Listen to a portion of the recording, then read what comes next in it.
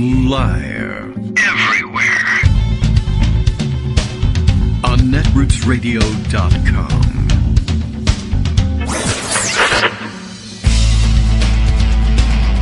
David Waldman. Kagro. In the morning. Now, here's David Waldman. Hey, good morning, everybody. How you doing? It is Tuesday, October 27th, 2020. Hey, guess what? The Supreme Court is back up to 9 justices, allegedly. This is the report from this morning. Of course, you will have heard the news last night. The Republicans made sure that they rushed the finalization of Amy Coney Barrett's nomination and approval through. Big judicial emergency. She needed to be on the court and available to sit on cases this morning, I guess, for some reason. I'm not really sure why they did that this way, but big White House ceremony. They've been having great luck, by the way, having White House ceremonies for Amy Coney Barrett. I'm sure this one will be super, just like the last one. Pretty dangerous thing to do, and they have a pretty bad track record with her and whatever, but they went ahead and did it. It's kind of a weird thing. I mean, I happened to notice last night watching Twitter when the announcement was made that, okay, I guess by the time I saw it, the vote had already been held, although the outcome of the vote was never in doubt. Susan Collins, I guess, in an attempt to make it look like she was true to her word and independent of the Trump administration, voted no on the nomination. Although I think Lisa Murkowski might have voted no on cloture, but yes on the nomination. It doesn't really matter. But anyway, I don't think anyone's going to be putting a whole lot of faith in the way they voted. And of course, for Susan Collins, it's entirely possible that her fate has already been sealed by early voters anyway.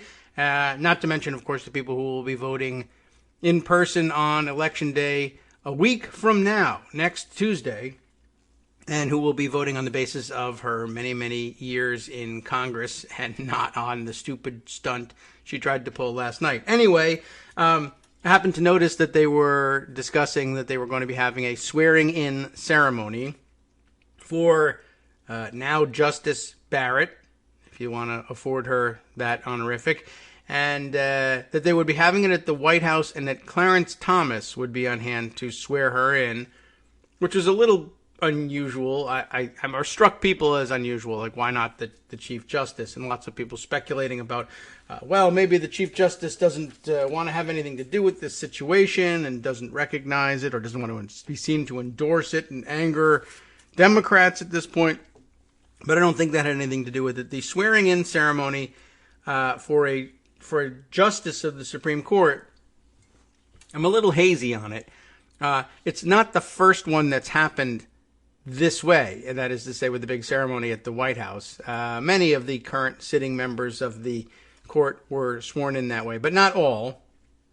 And well, I guess first I want to point out that it is unusual, and I really do wish they would go back to pretending that it was a separate branch, the Supreme Court, and not have. It doesn't make any sense to have the swearing in at the White House. The swearing in, I believe traditionally, the swearing in, of course, has been done at the Supreme Court building, but I'm not certain that the vast majority of justices have been sworn in that way. I think the actual majority of current justices have been sworn in at the White House, although that has a little something, I think, to do with the fact that Republicans have sworn in most of those justices. We, of course, now have 6 of the 9 having been, is that right? Is it 6 of the 9 having been appointed by Republican presidents? And we'll get to some writing on that. It's an unusual situation all by itself. But I think, so Sonia Sotomayor, I guess, was maybe the only one of them, actually, who was actually sworn in at the court. I don't know. It's difficult to tell, and the historical record is not that clear on it. But it's become a White House event, which I think is a little too telling about the way that, I guess, well, that Republicans view the Supreme Court, and I guess increasingly Democrats as well, that this is the installation of a White House functionary at the Supreme Court. It really sends a terrible signal that it should be a White House ceremony and that the president should be there. I mean, really, it should be done at the courthouse, which is where they work. And I understand that there is a separate second oath that will be administered, and I believe in private, in the justices' conference room by the sitting Chief Justice, which is maybe why the Chief Justice wasn't at the White House ceremony. I don't know whether it's weird for him to double up. I don't know anything about the oaths administered and why they do it this way. But I think I pocketed somewhere that a story about the fact that there's a second oath here. Yeah, I took this tweet, which embedded a dispatch from the Supreme Court Communications Office. It's the tweet of Greg Stohr, S-T-O-H-R. Greg is a Supreme Court reporter for Bloomberg News and a believer in facts, as he tells us in his Twitter bio. Barrett will take a second required oath tomorrow from Roberts in a private ceremony at the Supreme Court. That will let her start working as a justice. By way of support for that, a screenshot or whatever of the release on the letterhead of the Supreme Court of the United States from the Public Information Office.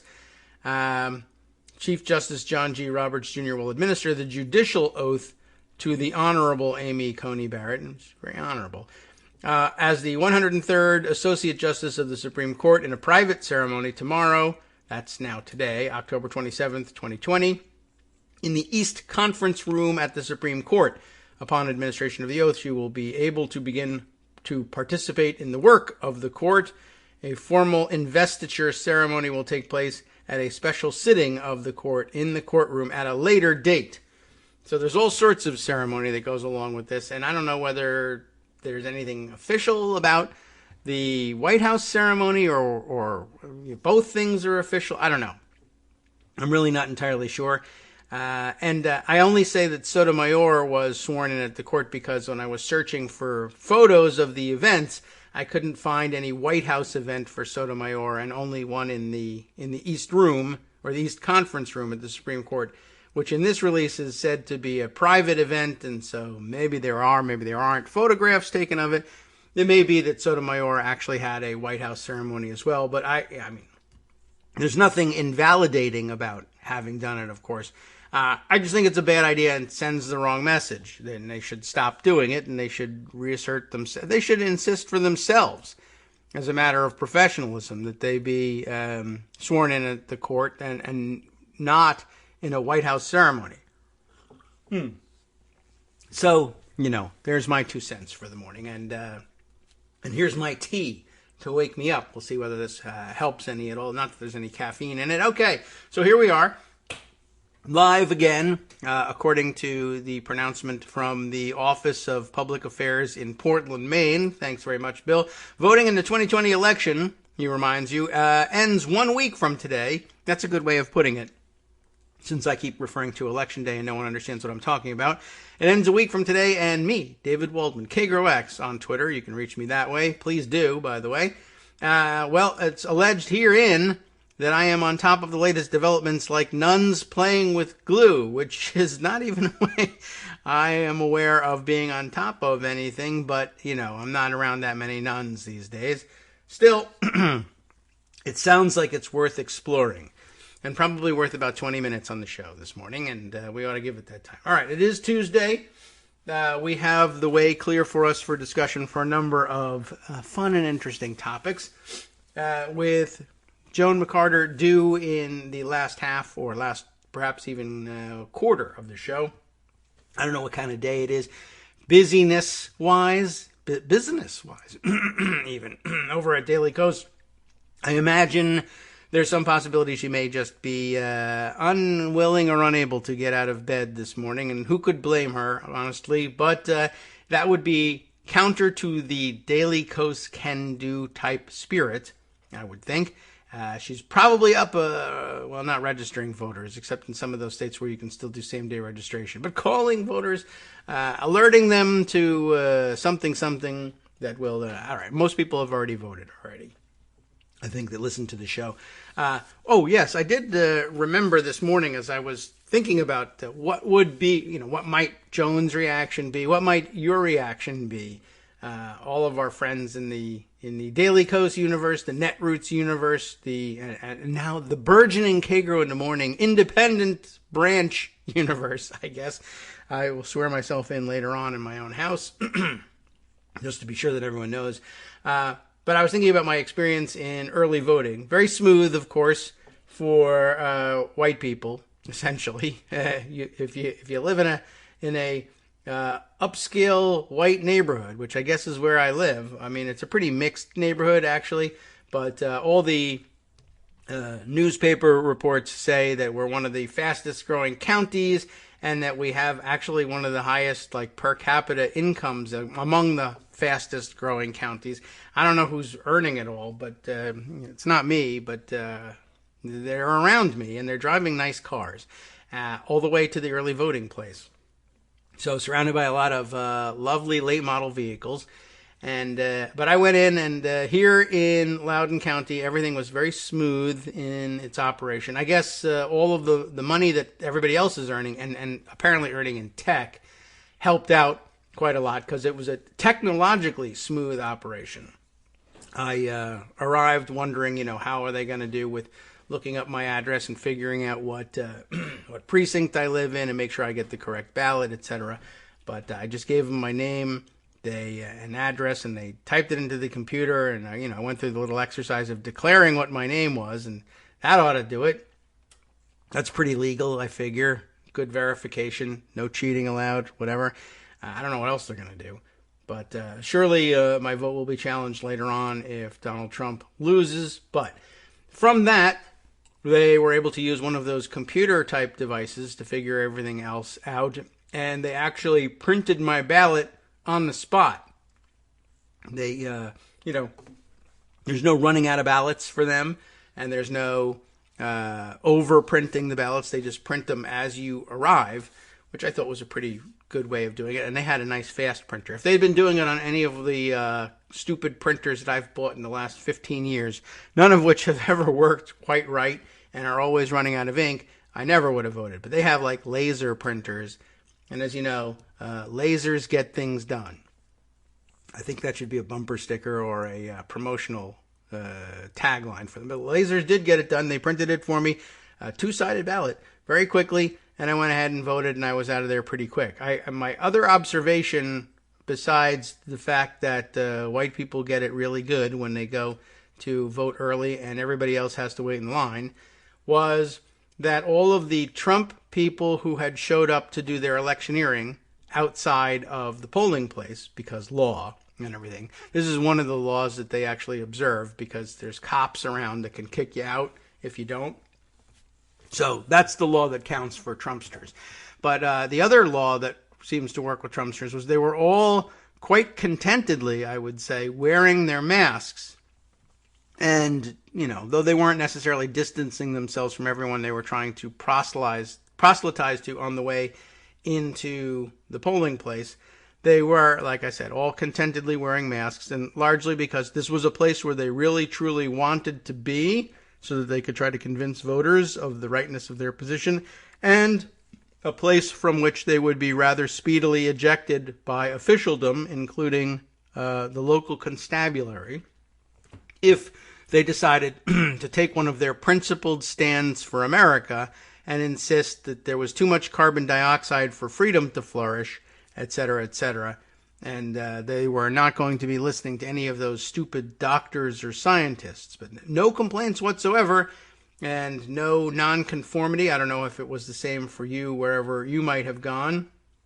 But and maybe in some of the more crowded precincts where the police might be there more to kick out the voters than to kick out the Trumpsters, maybe things were different. But I did find out that, as it happens, no Trumpsters passing out for lack of oxygen. Nobody felt that their rights were being unfairly violated. Everyone was happy to be wearing masks and doing their part for America as long as the cops were there. So, just thought that was kind of an interesting observation. I mean, maybe you disagree, but then you do the show, and I'll have this tea, and we'll all do better for it. Anyway, much discussion also about.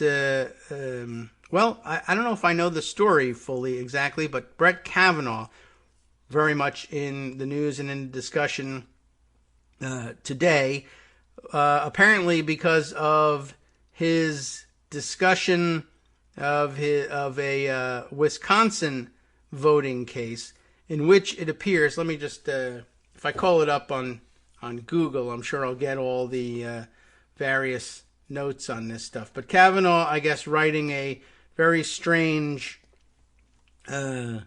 opinion. Slate putting it this way. I think I've seen their discussion very heavily circulated. Brett Kavanaugh signals he's open to stealing the election for Trump, says Mark Joseph Stern, who seems to be on top of these things. We have a backlog of his articles about the very subject about which Armando last appeared on the show. Armando, I think, got there first in terms of giving us the analysis. Mark Joseph Stern was busy typing up his analysis of the Pennsylvania voting cases and what they might mean. But in this case, we're talking about Wisconsin, and here's what's going on. As the Senate was voting to elevate Amy Coney Barrett to a lifetime position on the Supreme Court on Monday night, the immediate stakes for the entire country were made suddenly clear by a critical election ruling from the court she now joins. On Monday night, Justice Brett Kavanaugh released a radical and brazenly partisan opinion that dashed any hopes he, as the Supreme Court's new median justice, might slow walk the court's impending conservative revolution while also threatening the integrity of next week's election. In an 18-page lecture, the justice cast doubt on the legitimacy of many mail ballots, M-A-I-L, just in case you were wondering, and endorsed the most sinister component of Bush v. Gore, which prompted an Armando response on Twitter of, "See, I told you," addressed to me, as though I had disagreed in some way. It made me look like I didn't know the value of his analysis, but I think most people got it. I retweeted it yesterday. Yes, of course, Armando gave some significant time in his last appearance, and I don't know, maybe if you're listening, Armando, if you're listening, one, find the missing emails, and two, you're certainly welcome to join in the conversation this morning. But you'll have to get out of the way if Joan comes around. That's our usual ground rule for Tuesdays. Anyway, as he said here, or as Mark Joseph Stern here says, Kavanaugh endorsed the most sinister component of Bush v. Gore. America's new median justice is not a friend to democracy. And if he was a friend to democracy, he'd probably pin it down on a bed somewhere at a party. So, it's best not to be friends with him. And we may pay the price for Barrett's confirmation in just 8 days. Hooray. I'm for paying your bills early. Monday's order from the Supreme Court blocked a federal judge's order that had tweaked Wisconsin's voting laws in light of the pandemic. Well, Kavanaugh's view basically is that you can't tweak anything in light of anything. It just doesn't work that way. The judge directed election officials to count ballots that were postmarked by Election Day, but received by November 9th, finding that the unprecedented demand for mail ballots, combined with Postal Service delays, could disenfranchise up to 100,000 voters. An appeals court blocked his decision on October 8th, and on Monday, the Supreme Court kept it on hold by a 5-3 vote. The court offered no majority opinion, but Chief Justice Roberts, Justice Neil Gorsuch, and Kavanaugh all wrote concurrences. Justice Elena Kagan penned a trenchant dissent, joined by Justices Stephen Breyer and Sonia Sotomayor. Kavanaugh's opinion is the most notable of the bunch because he was drunk at the time. Wait a minute, I read it wrong. Because he's the new median justice, right. And the opinion is frankly terrifying, and he was drunk at the time. I don't know why Stern keeps saying this. He doesn't. Anyway, in one passage, Kavanaugh attempted to defend the Wisconsin law disqualifying ballots received after Election Day, which is really quite remarkable. I mean, not postmarked after Election Day. That, I think, as dumb as it is, we can all agree that there needs to be a line drawn somewhere. But ballots received after Election Day, postmarked on Election Day, received after doesn't really make any sense, of course. I mean, I don't know. I mean, I'm sure there are some people who are arguing about, well, why can't it get in there on time? But it did. It was postmarked. It's a mail-in ballot, and if it's delivered to the U.S. Postal Service and postmarked on Election Day, then what's the problem? And, I mean, it's certainly analogous to, if you go and cast your vote in person on Election Day, but, there's a snafu of some kind in counting the votes, or there's just a huge volume of votes, and your vote doesn't actually get counted until 12:01 a.m. on November 4th. Does your vote not count? No, because it was cast on Election Day. Well, mail-in ballot is cast when? When it's postmarked. So what's the problem? I don't know. The problem is, of course, they want to suppress the vote, and they think that late arriving mail-in ballots, for some reason, Kavanaugh and the conservatives are convinced that those will be Joe Biden ballots. Though, really, why they would think that, I'm not entirely sure. It seems to me that this time around, anyway, they're as likely to be Trump votes as anything else, as Trump voters who originally planned to vote in person become increasingly concerned that maybe the president is lying his ass off about coronavirus, and that it would be terribly unsafe to go and take that stand for America that they thought they were confident in taking, but now are worried about, and they grabbed up a mail-in ballot, and they thought they would mail it off at the last minute, and everything will be fine because the U.S. Postal Service works great, because I haven't been reading any of these stories about the Postal Service slowing down mail delivery, because that's all fake news. So anyway, Kavanaugh's opinion is the most notable of the bunch, because it's apparently so terrifying. In one passage, Kavanaugh attempted to defend the Wisconsin law disqualifying ballots received after Election Day. He pointed out that most states, that's a quote, most states, and he capitalizes states, share this policy, explaining those states want to avoid the chaos and suspicions of impropriety that can ensue if thousands of absentee ballots flow in after Election Day and potentially flip the results of an election. Of course, they don't flip the results of the election. They are the results of the election. But okay. And those states also want to be able to definitively announce the results of the election on election night, or as soon as possible thereafter. He's reading the minds of all the states. This is exactly what the states want. Just like with the coal miners, they want the election's results announced on election night. This, of course, is not true. I mean, they want the results announced as soon as possible, yes, but the idea that the results, that the states exist for the purpose of announcing their election results on election night it's make-believe. Who announces election results on election night most often? And who's most responsible for the ability to do that, by the way? The answer is television networks. This is a latter-day invention of television networks. They want to be able to deliver that news, and they want to be able to deliver it as definitively as possible, but they want to deliver it first. And they always, in modern practice, deliver it well before the states are willing to say this is the result. States don't certify their results for days, even weeks, sometimes, after any election, routine or otherwise. And I mean, it's an odd thing. I mean, it's Kavanaugh reaching the end, the conclusion that he wants, and backfilling something that's supposed to look like judicial reasoning but doesn't after the fact.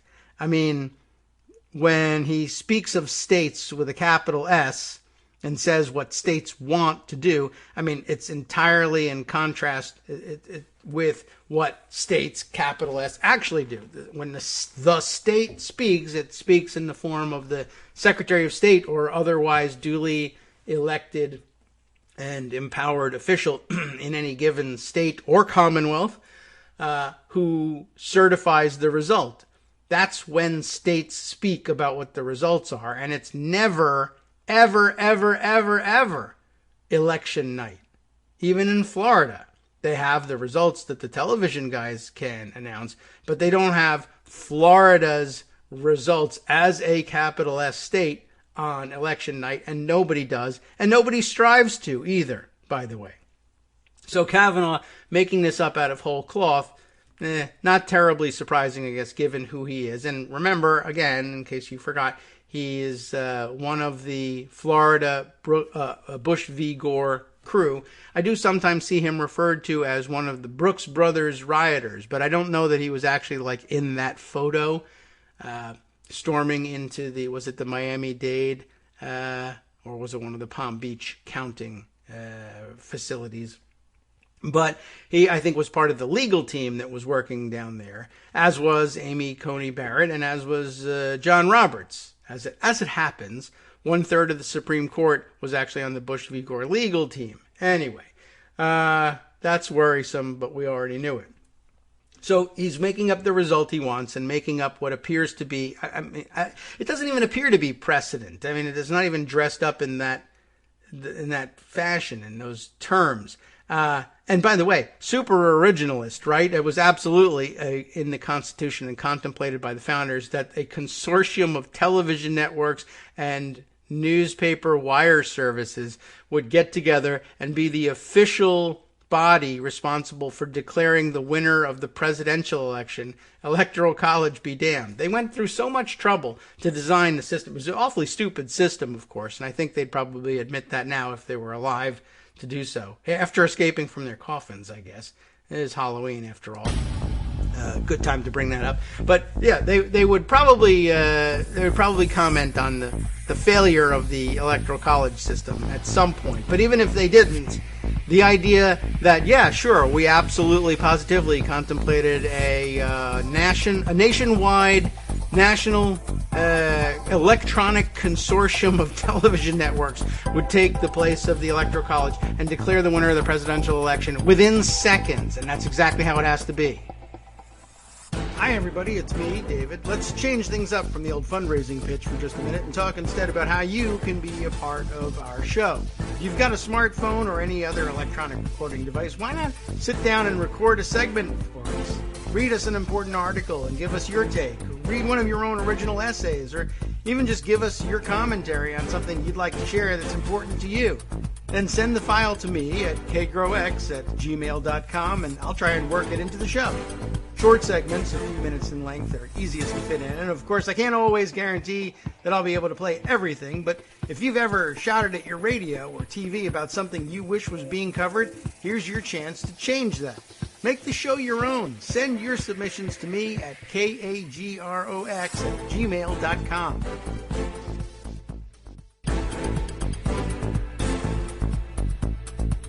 Welcome back now to the Kagro in the Morning Show here on Roots Radio. Let's continue on then with the reading from Mark Joseph Stern this morning, now that we've settled the fact that it's a totally originalist sentiment that the newspapers and television stations should be the one to declare who the president is, and they need to do it on election night.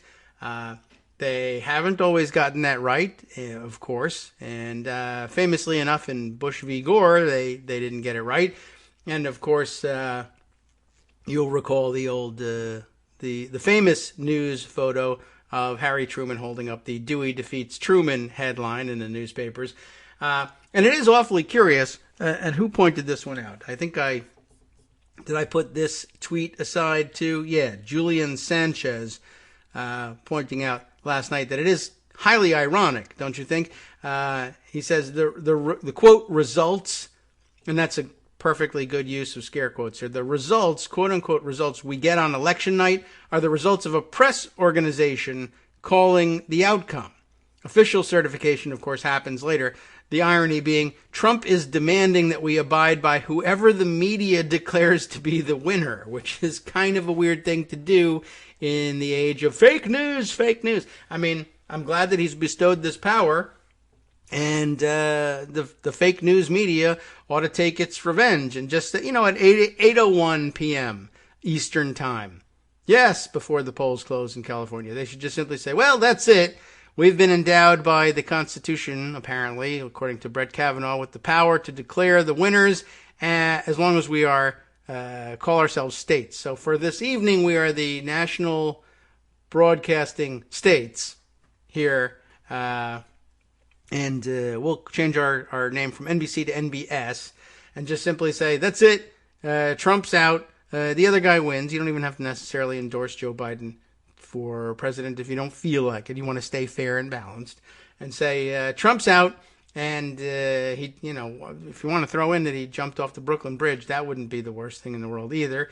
And whoever shows up to contest the election results is obviously an imposter, like the fake Melania that they have running around.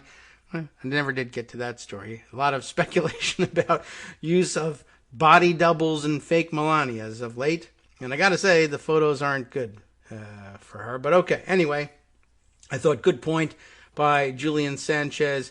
And of course, more lengthier anyway point by Mark Joseph Stern pointing all of this out. So again, he was quoting from Kavanaugh's stupid beer hat wearing beach week drunk boofing concurrence in all of this. Those states, as he reads their minds, what they really do is they want to avoid chaos and suspicions of impropriety, and they want those results on election night.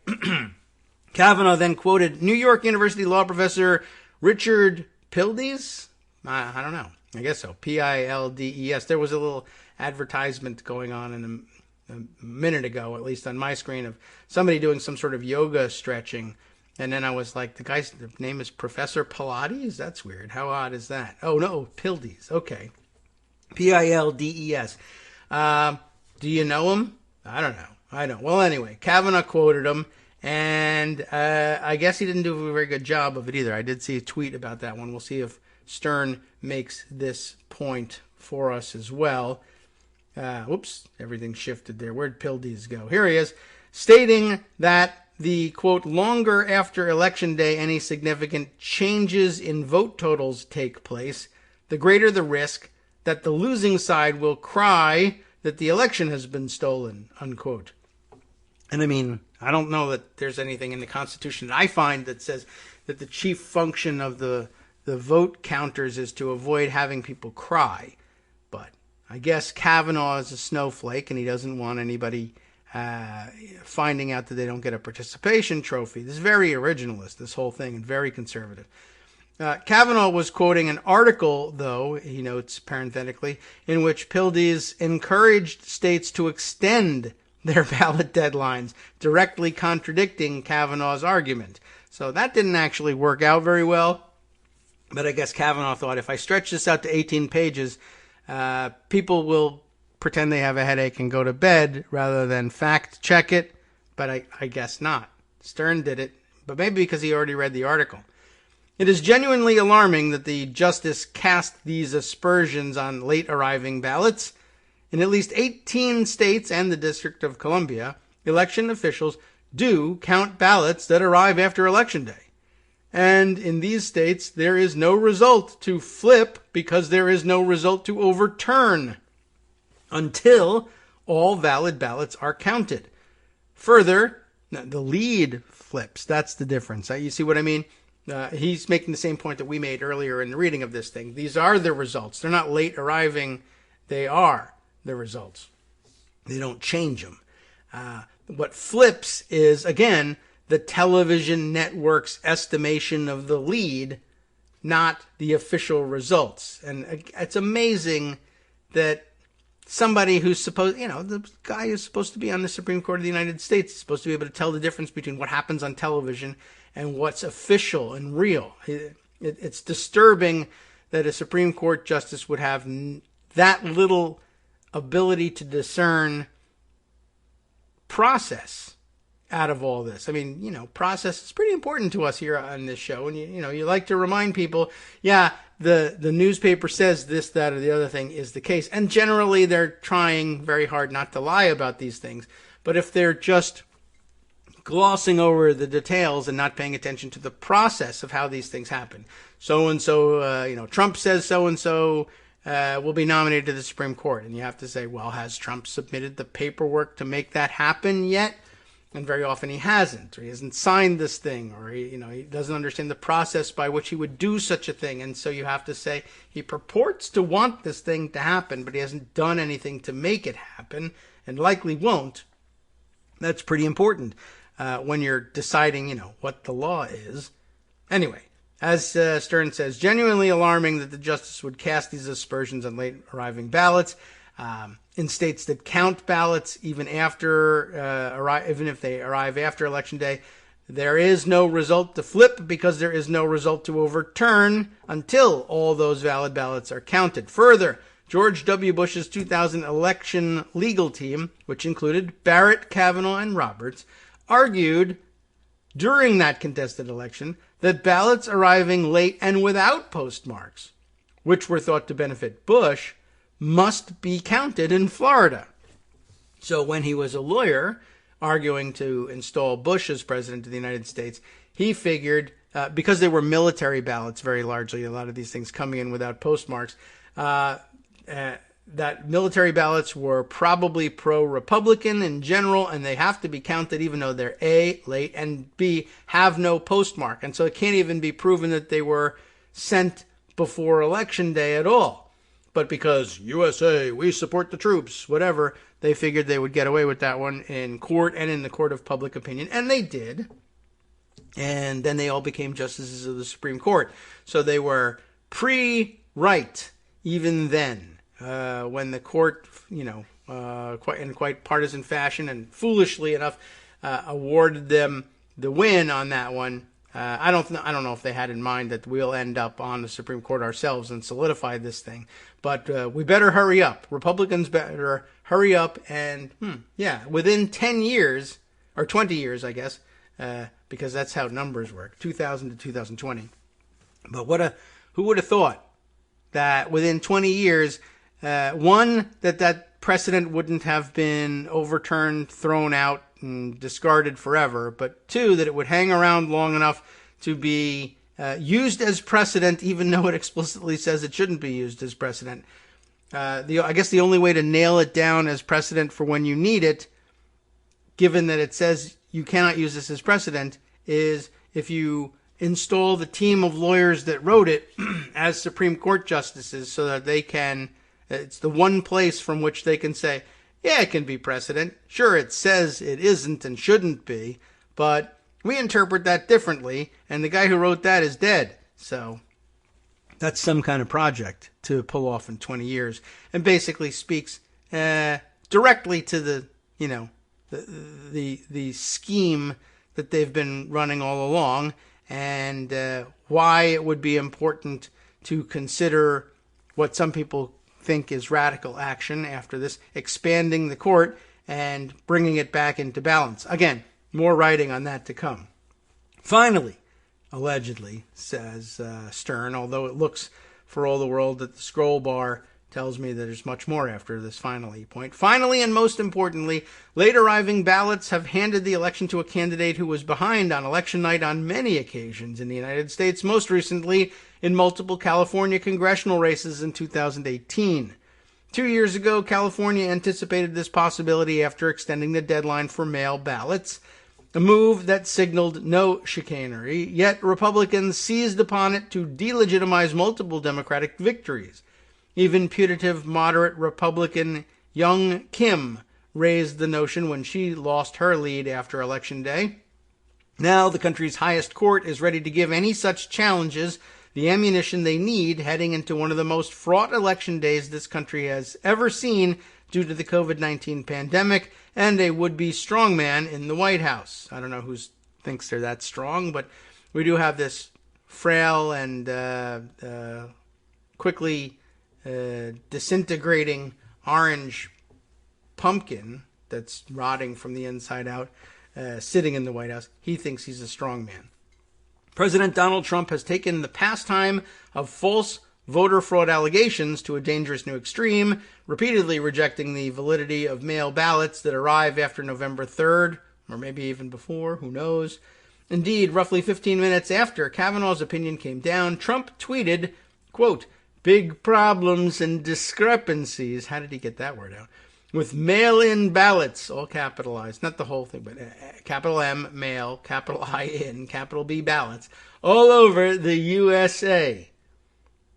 We'll be grabbing our surfboards, I guess. Must have final total on November 3rd. So what Kavanaugh has done here is basically taken Trump tweets and turned them into supposedly judicial language, which it's pretty thin. Obviously, when you read through it, we just did. It was terrible. But that's what he seems to be up to, which is really disconcerting. Twitter concealed his tweet, by the way, with a warning that its content is disputed and might be misleading about how to participate in an election. But there's nothing Twitter or anybody else can do to warn Americans about Kavanaugh's lies about chaos and suspicions of impropriety when states, lowercase s, try to count every ballot next month. That's pretty interesting. Twitter should start forbidding the retweeting of Kavanaugh's concurrence. That would be kind of funny. I mean, it too is giving out false information about how things really work. However, I guess interestingly, the difference between the president saying it and Supreme Court justices saying it is, once again, Twitter can be right about it when the president screws up or intentionally tweets misinformation, but wrong about it when the Supreme Court does. It's true that it's not the way things are supposed to work, but if 5 justices say, to hell with it, not only is it the way things are supposed to work, but it always should have been the way things work, you are wrong. I guess Twitter's policy might, I wonder if you could sit there and parse it. Would Twitter's policy, depending on how it's written, forbid them from imposing the same restrictions on what Kavanaugh says? He's not telling the truth about the way votes are counted, or the way votes ought to be counted, or have been traditionally counted, or should be counted in the future, but it's being shared as the state of the law, which it isn't. Even now, even with this decision, it's not really, right now it's just dicta, and dickish dicta at that. What do you think? I don't know. We'll see whether we can I don't know that Twitter's minds can be wrapped around a claim like that. Not in time to do anything about it anyway. There's more, because I knew that finally couldn't possibly be final. And there was another, even more startling assertion in Kavanaugh's dissent. He goes on to say, while referencing an earlier case, Kavanaugh dropped a bombshell, in a footnote, which is where you put those things. He endorsed an argument that was too extreme for even the Bush v. Gore majority that decided the 2000 election, one that would give the Supreme Court the wholly new right to overrule state courts on their own election laws. How do you like that? And I mean, there we're definitely talking about somebody who was a member of the Bush v. Gore legal team. The one, I guess, or one of the things that was on his wish list and that he briefed and that the courts didn't hand over to him, he can now say, well, they should have handed them over. Whether he briefed them or not, actually, even if it's something he didn't think of until after Election Day, or after the case was decided, rather. Oh, I just thought of the perfect response. Dang, I should have put that in my brief. Well, no matter. I'll just get myself put on the Supreme Court, and I'll say the Supreme Court should have awarded the Bush v. Gore legal team this, even though they didn't brief it. But they would have briefed it. How do I know they would have briefed it? Because I wrote the brief. Who left it out? Well, I did, and it's my own fault, but that's okay. At least I know what I was thinking. I can definitively say that the Bush v. Gore legal team definitely wanted to brief this thing because I was on that team. I wanted to brief it. I didn't realize I wanted to brief it until after the case was decided. But, what is time, really? It's a flat circle, and, look, I was there. The fact that I didn't have that idea yet doesn't mean that I wouldn't have if I had traveled back in time and met my pre-decision self. I certainly could have, and I may yet, who knows, tip myself to that. And so we might as well decide this case going forward as though I had thought of that at the time, because time travel is an inevitability. Eventually, I will remind myself earlier that I wanted to decide this thing this way, and so therefore we might as well anticipate that now. And as a matter of fact, how do you know that time-traveling me didn't give me this idea right now? Why didn't it go all the way back and give this idea to me back then? I don't know, but maybe new time-traveling me will arrive later to tell us why that happened, and we'll just have to wait and see. At this point, why not write it into an opinion? Just put it there and see how it works.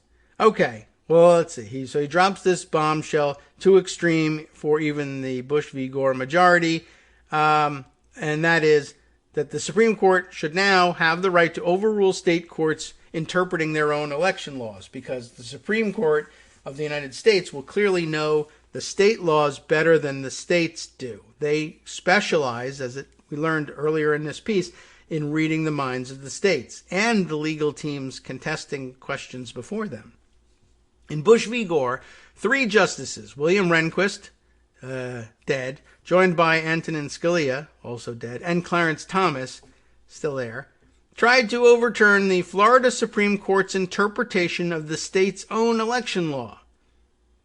As a rule, state Supreme Courts get final say over the meaning of their own state laws, because federalism, and we're the Federalist Society, but other than that, F you.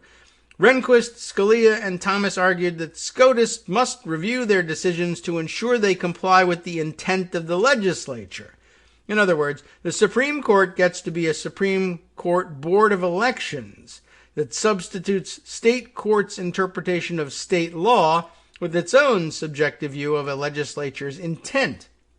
Anthony Kennedy, still alive but gone, and Sandra Day O'Connor balked at this theory, refusing to sign on to it. Is Sandra Day O'Connor still alive? I am not sure. I now feel obligated to look that up, both for my own edification and also, still alive, very good. Also because I did that for all the men, so time to do that for Sandra Day O'Connor as well. Okay, yes, so there you have it. No date of death listed. 90 years old at the moment, and living in El Paso, Texas, and probably worried about coronavirus as well, because, she wasn't entirely crazy. Anyway, continuing with the article here, yet Kavanaugh cited Rehnquist's concurrence as if it were precedent, as Rehnquist persuasively explained in Bush v. Gore. Kavanaugh wrote, the text of the Constitution requires federal courts to ensure that state courts do not rewrite state election laws. Of course, again, when I say he cites it as if it were precedent, it is, after all, a minority opinion, and so therefore not precedent. But okay. It says what he needs it to say, so he uses it. It is surreal to read these words, says Mark Joseph Stern. Rehnquist's concurrence garnered just 3 votes, so it is not precedent at all. Neither, for that matter, is the majority decision in Bush v. Gore, which warned future courts never to rely on it as precedent. To set a good example, SCOTUS itself has never cited any part of Bush v. Gore as precedent. Its opinions are ghosts that haunt modern constitutional law. Yet Kavanaugh just declared in a footnote that he not only agrees with Rehnquist, but actually views his opinion as bona fide precedent. And I give it the American pronunciation there. Okay, there's more. That finally was the biggest lie of the whole thing. Roberts distanced himself from Kavanaugh's position on Monday, but Barrett's confirmation renders his views largely irrelevant. We can probably expect Kavanaugh, along with Thomas, Alito, Gorsuch, and now Barrett, to smack down state Supreme Courts that try to expand voting rights or even just count every ballot. Monday's opinion was especially bizarre because the justice has previously gone out of his way to distance himself from the more strident conservatives.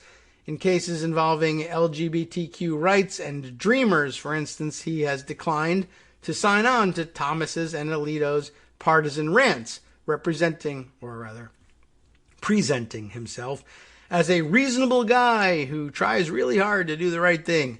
The most generous explanation of Monday's frightening opinion is that Kavanaugh started to defend his vote in these election cases and got carried away, digging a deeper hole for himself as he tried to respond to the unanswerable rejoinders in Kagan's dissent. The most pessimistic view is that Kavanaugh knows exactly what he's doing, laying the groundwork to reject enough ballots to hand Trump an unearned second term while daring Democrats to do something about it, or to potentially decide critical congressional races at least. Perhaps Kavanaugh is planting his flag now, proclaiming that he won't strike compromises for the sake of the court's legitimacy. To the contrary, he'll toss fuel on the fire, confident Democrats are too cowardly to retaliate. Whatever the reasons behind Kavanaugh's performance on Monday, he has given the nation another legitimate reason to fear that this election, may end with a Bush v. Gore-like disaster for American democracy, but even worse than the original. Now we have reached the end of the article. It's all entirely possible, and you should look out for it. I don't have too much doubt that Kavanaugh will end up there. I don't know. It probably lies somewhere between knowing exactly what he's doing and getting carried away with himself. I think, probably the most likely explanation is this was prior to being named to the Supreme Court and getting away with it. My greatest legal moment was winning that Bush v. Gore case. My only regret is that I either didn't think of this argument early enough or didn't argue it persuasively enough for the court, which was looking for an escape valve, to award me everything I was arguing for. The court probably in that case said, all right, well, we need this outcome, but what's the minimum? They still cared about these things. What's the minimum we need to afford ourselves in the holding in order to make this outcome decision, this outcome preference work? And I think it's fairly obvious that that's all that they were doing. And I think probably the insistence that this not be used as precedent seals the deal. But, I guess if they were thinking strategically enough, if they said, well, if we're going to cover up the whole thing by saying, well, there's no precedent here. Although I guess it's possible that they might have said, well, if we're not going to afford this precedential value, what would be the point of enshrining some of these more far-reaching arguments with which we agree, and the Bush team made in this case, but if we're not going to afford this case precedential value, what's the point of validating them here? That's a possibility. So I guess it's possible that all of the suppositions about, well, that even Kavanaugh's argument went too far even for the Bush v. Gore partisans on the Rehnquist court. It may have been, no, we're perfectly fine with it. We're just doing a minimalist thing, and or saying, well, since we intend to stamp this as no precedential value, there would be very little value in validating whoever this argument belongs to. Probably not Kavanaugh. He really isn't that smart, not that much of a genius, not the smartest one on the team by a long shot. But anyway, he's claiming credit for it. Barrett might have been the one that came up with it. Who knows? But she's not able to write this Wisconsin opinion. She's not on the court yet. It's possible that Roberts had something more to do with it, but as Chief Justice is hesitant to write this thing, I don't know. Or like I said, none of this occurred to them at the time, and it's only a latter-day thought for Kavanaugh. And he figures, now that I'm on the Supreme Court, look, I can say anything. Well, even if the Bush team in 2000 never argued this, I could just say they did. And once I put it on paper, everybody has to pretend it's true. So, very interesting dynamic for unreviewable courts. And one of the problems was putting idiots or drunks on it, quite frankly. Anyway, moving right along. Like I said, there was other writing that is relevant to all of this. I guess we're going to be talking about this an awful lot today. But let's see. I should also add here, Chris Hayes making a good point last night on Twitter, goes to my discomfort with having the swearing-in ceremonies be at the White House, noting that the first thing Justice Barrett did after being sworn in was participate in a campaign event at the White House for the president, 8 days before an election that he has explicitly said he expects will turn on her vote. So, in all likelihood, really just as a matter of judicial integrity, she should probably not have participated in that. I don't know whether she thought she was just having a good time, having fun with everybody, doing whatever the peers were pressuring her to do, or whether she knew very well what it was that she was doing. I guess we'll find out in the days to come. Let's see. Other things worth discussing. Let's go over here to the Balkanization blog, you know the place, where Marty Lederman is writing. Is he a permanent member of the team here, or is he writing it as a guest? Marty Lederman, my recollection of Marty Lederman, somebody I spoke to with fair frequency, a long time top Senate aide to Democrats, and somebody I conferred with from time to time on filibuster reform issues. But he's taking up the keyboard, I guess, rather than the pen. Tweeting last night. Did I save the tweet? I'm not sure. But he was tweeting last night, thanks to Ruth Marcus for bringing up in a piece from yesterday about Amy Coney Barrett a very important point that he, Marty Lederman, had been making some time earlier. So maybe we'll start with the earlier in time piece to give him due credit for having come up with it. But of course, now we'll have to wait until after the break to do it. Maybe I can find his tweet then in the time that we've got left and read that one. Let's see. I don't know why I didn't put the tweet itself aside. There it is from last night. Many thanks to Ruth Marcus, to whom I rarely give thanks for anything. I'm not usually in step with Ruth Marcus on much. But anyway, many thanks to Ruth Marcus for bringing attention to the argument I made 2 years ago about what the central problem is with Republican control of the Supreme Court. The Garland gambit is just the most conspicuous aspect of it. And he's referring here to a piece, we'll get through the Ruth Marcus piece too, about how out of step the current Supreme Court is with the current policy consensus in this country. We'll be right back to do that after this.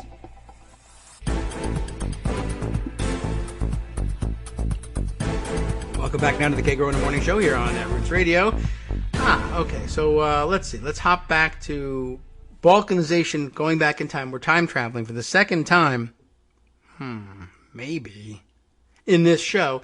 I guess we'll never know how many times we time traveled during this show, probably until the end of the recording, but maybe even then. Theoretically, things could yet change. We don't know that this recording is the final recording of today's show. That's one of the vagaries of time travel. Okay. Or is it? All right. Well, we'll never get through this if we believe in time travel. This dated, allegedly, Saturday, October 6th, 2018. It's not changing before my very eyes the way it might have if the Back to the Future time travel theory is true. But how long do I have to wait before I am positive that time travelers will not change the date on this article? Theoretically forever, right? But it won't seem like forever once it happens. That's the good news. Anyway, this piece entitled The Vicious Entrenchment Cycle. Thoughts on a Lifetime with a Republican-Controlled Court. And really, that's all you need to know. There's the headline. You realize exactly what we're dealing with here. But he puts it in very florid language here, I think, Marty does. On May 15th, 1969, time traveling again, Justice Abe Fortas, resigned from the Supreme Court, thereby ending a 7-year period, only 7 years, in which a 5-4 majority of the sitting justices had been appointed by Democratic presidents. It's a long time ago, right? Well, here's why that's important. I had just turned 8 years old, Marty says. I'm now almost 58. Of course, remember, this is October 2018, and so he's 60 at this point. And yet, that day in May of 1969 remains the last moment in time that a majority of the court was appointed by Democrats. That's right. By the time the court's current term ends in June, and again, this is 2018, it will have been more than 50 years of Republican-appointed control. He says GOP-appointed control. We would pronounce that GOP, but you get the idea. The appointment of Merrick Garland should have brought that to an end, or should have brought an end to that extraordinary streak. which will only get you more angry. I mean, you were probably riled up enough about it as it was that Merrick Garland should have made it all the way to the Supreme Court, should have had his day in the Senate and prevailed. But of course, I guess it's entirely possible that the Republicans would have voted against him and prevented his nomination. That's another one of the weird ironies of the whole thing. But it just takes on that much more importance when you realize, that had he actually been confirmed to the Supreme Court under the old-timey rules where the president is entitled to his nominees, et cetera, as Republicans used to say, the appointment should have ended this 50-year streak of Republican control of the Supreme Court. But, more to it even than that. Retaining control of the court, however, has become an article of Republican faith. Hardly surprising when it's become a bulwark of theirs, a virtual background assumption for fully half a century. And now, thanks to Mitch McConnell's deviousness, tactical brilliance, I don't know if I would even say that, and tenacity, it appears entirely possible that it might be another 50 years, or perhaps even longer, until we see another Democratic majority. He wasn't at that point contemplating court expansion, but the time travelers will get to him this week. A full century of Republican control is not hard to imagine. And how's this for a related factoid? In only 7 of the past 108 years, that is from 1946 to 1953, has the Chief Justice of the United States been a Democrat who did not fight on behalf of the Confederacy. Wow. Only 7 of the last 108 years has the Chief Justice been a Democrat who did not fight on behalf of the Confederacy. Take that in. Let that sink in, as the kids like to say on the Twitters. It would be one thing, of course, if the presidency and the Senate had been Republican-dominated for all of my adult life. In that case, such GOP or GOP dominance of the court over many generations might be alarming and frustrating, but would hardly be surprising. But it ain't true. Democratic presidents have served 5 terms since 1969 and have won a majority or plurality of the popular vote in 7 of the 12 elections in that period, including in 6 of the past 7 elections. We're all actually aware of that, right? I think we've all known that one. But compare that to the record of the Supreme Court. Democrats have also secured a majority of the Senate in more than half of the 25 Congresses since Fortas's resignation, including at least a couple of huge majorities. Yet, nevertheless, the court has remained and will continue to remain in GOP control for decades on end. This stark contrast between electoral and judicial ratios is especially pronounced today, and this was only 2018. When Justice Kavanaugh takes the bench, remember that, he will solidify a very strong and unusually cohesive 5-justice Republican majority, only one member of which, Justice Thomas, was appointed by a Republican president who entered office with a majority or plurality of the popular vote. Indeed, in that 27-year span, which covers the entire tenure of all the current justices, a Republican president has won the popular vote in just one election, 2004, of course, which resulted in the Roberts and Alito appointments. Moreover, 2 key justices in this robust majority, Gorsuch and Kavanaugh, not only were appointed by a president who received almost 3 million votes fewer than his Democratic opponent, and who continued to have historically low disapproval ratings, high disapproval, low approval ratings when he made the appointments, but their nominations were actually rejected by senators representing strong majorities of the nation's population. The senators who confirmed Gorsuch, for example, represented states in which only 47% of Americans lived, based on 2017 estimates, and splitting the population totals for the 9 states, those would be Colorado, Florida, Maine, Missouri, Montana, Nevada, Ohio, Pennsylvania, and Wisconsin, in which the 2 senators split their votes. The gap on Kavanaugh's vote is even greater.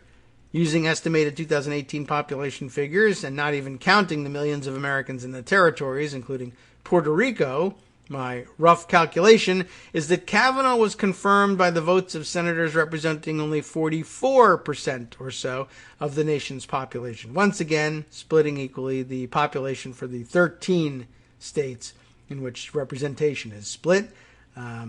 Those states listed, you can go over them there on your own time, in which two senators split their final votes. I'm counting Senator Daines as a yes vote and Murkowski as a no, for those following the methodology here. What's more, because of our increasing partisan polarization and the corresponding battle lines that have been drawn in terms of jurisprudence, the solid conservative majority on the new court will, perhaps for decades to come, be much more homogeneous on the vast majority of closely contested and important questions than the pre-Roberts court ever was. After all, Justices Brennan and Souter were more liberal than the presidents who appointed them, and Justices O'Connor and Kennedy occasionally voted with the quote-unquote left wing of the court on a handful of high-profile issues, including abortion and gay rights. Of course, the future is unwritten, and it doesn't matter anyway because we're time travelers, and no one can say for certain. Even so, it's fairly safe to assume that the new court will be far more aggressively conservative than any in at least the past 80 years.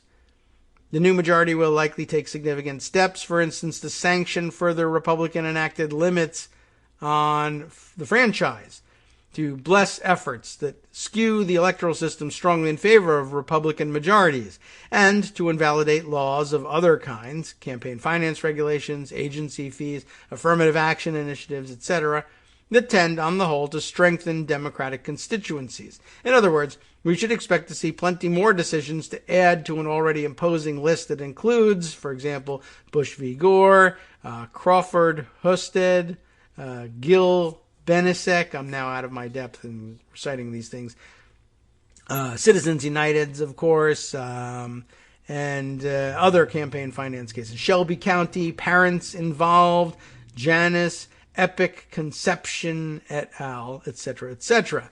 And then there are many cases the court majority will likely decide invoking several different constitutional provisions and doctrines, like the free speech clause, especially, perhaps the property and contract clauses, extra-textual federalism limits, limiting constructions of Congress's post-Civil War enforcement powers, perhaps the free exercise clause, and certainly RFRA, etc., to narrow the scope of constitutionally permissible initiatives if and when the Democrats ever do obtain majorities in the political branches. Well, getting jargony here, and this does go on for some time. I think at this point we perhaps will switch over to Ruth Marcus's one more easily digestible and shorter version, and one that is updated for the current situation, including Amy Coney Barrett. And she appears to be citing, I don't know whether she's citing his work in this instance or simply repeating some of the conclusions, but I didn't notice in my quick skim of things that she was linking to or crediting Lederman for what he was saying, which was probably why Lederman was out there doing it himself last night. But here's the Washington Post piece from just yesterday from Ruth Marcus, with whom I, not famously, but famous to me anyway, infamously, disagreed over many elements of impeachment procedure in the George W. Bush era. Anyway, Amy Coney Barrett joins a Supreme Court that's largely out of step with the national consensus. This we find out, and we feel like it's true. Here's Ruth's take on it. Justice Amy Coney Barrett joins a court dangerously out of sync with the country. That's a real problem. The nation is roughly evenly divided politically and has been for decades. Yet the court, now even more so with Barrett's arrival, is dominated not only by Republican-appointed justices but also by muscularly conservative ones. The last time the court had a majority of justices nominated by a Democratic president was in 1969 when Abe Fortas resigned. In the years since, Republican presidents have named 15 of 19 justices. That's right, Democrats have had only 4 nominees confirmed in the past half century. And still, they were on the verge of taking the majority with Merrick Garland. And so, even on the narrow odds that Democrats were facing, it was still happening because, eventually the majority was supposed to come through and be represented on the Supreme Court in our constitutional design. But Mitch McConnell. Okay, so it would be one thing if this were a reflection of Republican electoral dominance. And I guess here, it's funny, she links not to Marty Lederman, but to something entirely different here at the Washington Post. Anyway, it would be one thing if this were a reflection of Republican electoral dominance. It's not. During that time, Democrats have won 5 of 12 presidential elections and a plurality or majority of the popular vote in 2 more, which now it makes me want to click on this thing because that's exactly his language. And if this is not a link to a Marty Lederman piece, which it's not, then I will just say I'm severely disappointed in them. It is a link instead to a Washington Post piece by Sung-Min Kim, pardon me, who also doesn't appear to be linking back to Lederman. Oh, well, hard luck for Marty on that one. Okay, so part of this lopsidedness reflects the luck of the presidential draw. Richard Nixon had 4 appointments, Jimmy Carter, none. Or, if not luck of the presidential draw, bad retirement timing on the part of justices. Partly, it reflects the GOP willingness to play legislative hardball in filling or obstructing the filling of vacancies. The era of majority Republican-appointed justices would have ended in 2016 with the confirmation of Merrick Garland, President Barack Obama's nominee to replace Antonin Scalia. But, of course, the Republican-controlled Senate did not permit that to happen, though the vacancy arose 9 months before the presidential election. And partly it is a consequence of the impact of the Electoral College. Consider, there are now 6 Republican-nominated justices on the High Court, yet during the tenure of every sitting justice, a Republican president has won the popular vote just once. George W. Bush in 2004. Of course, the Senate has its own version of this phenomenon.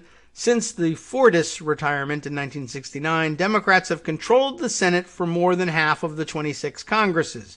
But as with the Electoral College, the Senate's structure, giving every state 2 senators, no matter its size, exacerbates the inequities.